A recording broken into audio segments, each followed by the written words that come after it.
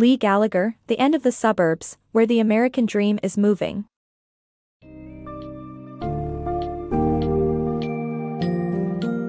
The book The End of the Suburbs, Where the American Dream is Moving by Leigh Gallagher delves into the history, significance, and challenges of suburban living in America.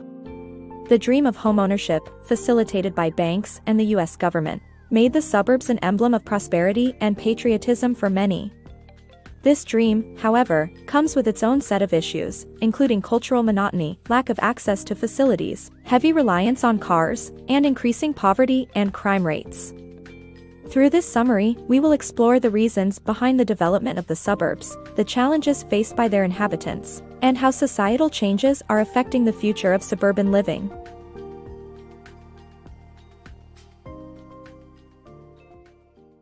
The American Dream and Homeownership. The path to homeownership as a symbol of the American dream was largely driven by government and bank policies. The Federal Housing Administration encouraged lenders to offer mortgages to hopeful buyers, while banks saw profits in debt bonds. The result was an influx of new homeowners and suburban development.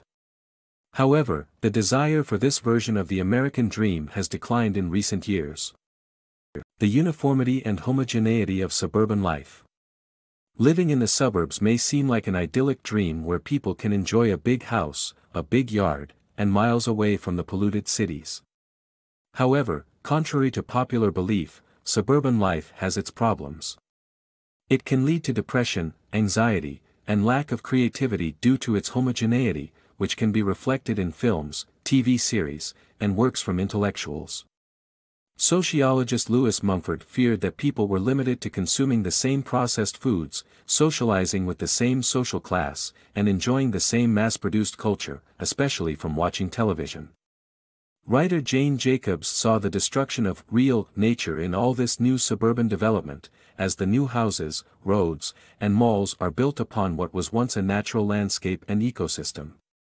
Hence, suburban life confines people to social routines that plunge many into depression, limits creativity, and uniformity, making it more uniform than the city. The consequences of single-use zoning.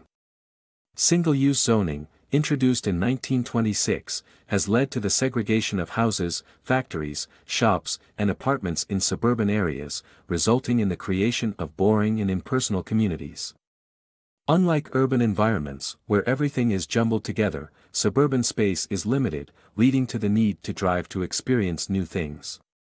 The author argues that single-use zoning creates unfulfilling experiences and misses opportunities for mixed-use spaces that create possibilities and excitement. The dark side of suburban life. Suburbanites need cars for ease of transportation, but this renders them vulnerable to health issues such as heart disease, diabetes, and obesity. The wide roads increase the risk for pedestrian accidents and the high fuel prices encumber lower-income households. The suburbs are synonymous with cars. The design of these residential areas reflects the desire of drivers to be comfortable on their commutes. Cul-de-sacs and looping streets facilitate easy navigation, and arterial roads between communities are wider to accommodate more vehicles.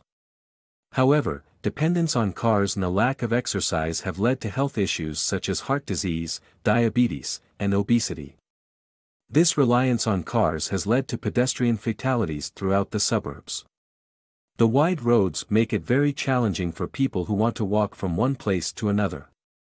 The darker side of suburbs is the spiraling cost of fuel, which has made transportation unbearable, especially low-income households. A study suggests that lower-income suburban families spend more of their income on transportation than on housing, making the cost of fuel unbearable. It is time to rethink the design of suburbs, making them less car-centric and prioritizing the health and well-being of residents. The changing face of American suburbs. Poverty and crime rise in suburbs while cities develop. For decades, the suburbs have been viewed as the epitome of peace and prosperity, while cities were considered to be crime-infested places. However, this trend has seen a noteworthy reversal in recent times. Surprisingly, crime and poverty are escalating in suburban neighborhoods. The financial crisis has flung many middle-class Americans into poverty, causing them to move from cities to the suburbs. Unfortunately, these same residents are now experiencing poverty and crime in their new locations. The demographic makeup of today's suburbs is another probable cause of an increasing crime rate. A plethora of construction and service jobs attracted many immigrants to the suburbs in the 1990s and early 2000s. With the recession, these jobs were eliminated, and the suburban newcomers faced significant economic hardships. In recent years, the number of poor people in the suburbs rose at twice the rate of the number in cities. With poverty comes crime, leading to a surge in homicides in U.S. suburbs. Cities are continually improving, offering amenities such as waterfront marinas, multiplexes, loft apartments, convention centers, and amusement parks. Many cities have transformed old factories and dilapidated homes into attractive real estate, contributing to their population growth. The rising number of problems in the suburbs is causing a mass exodus to cities. Philadelphia experienced a population increase for the first time after 6 decades, while New York City saw its urban population rise by 40,000 within 10 years, despite the 9/11 attacks. In conclusion, the idea of the suburbs as the pinnacle of prosperity is slowly fading. The increasing rate of crime and poverty is forcing people to seek refuge in cities, while cities continue to evolve and flourish.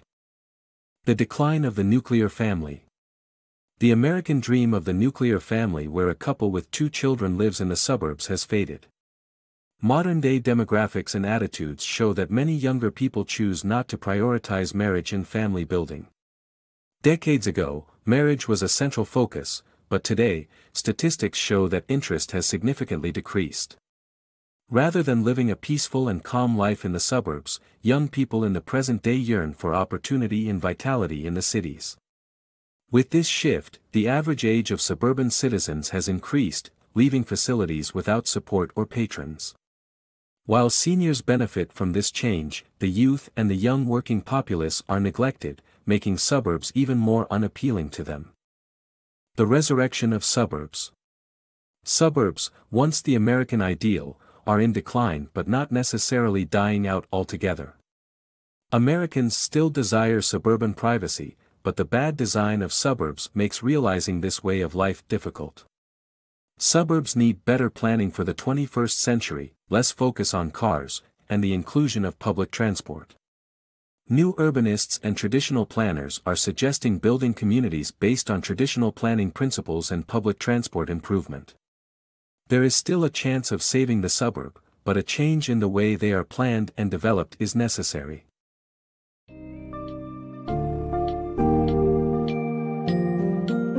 Leigh Gallagher's The End of the Suburbs highlights that the era of suburban dominance may be coming to an end. The book explores the reasons behind the rise of the suburbs, as well as the consequences of this development, such as depression-inducing monotony, increased car dependence, and the rise of crime and poverty rates. With shifting societal priorities, suburban life has become less appealing to younger generations, leading to an exodus towards urban areas. To revive the desirability of suburban living, better planning and design improvements need to be implemented, emphasizing community and walkability. In the end, the future of the suburbs will depend on whether they can adapt to the evolving demands of the 21st century.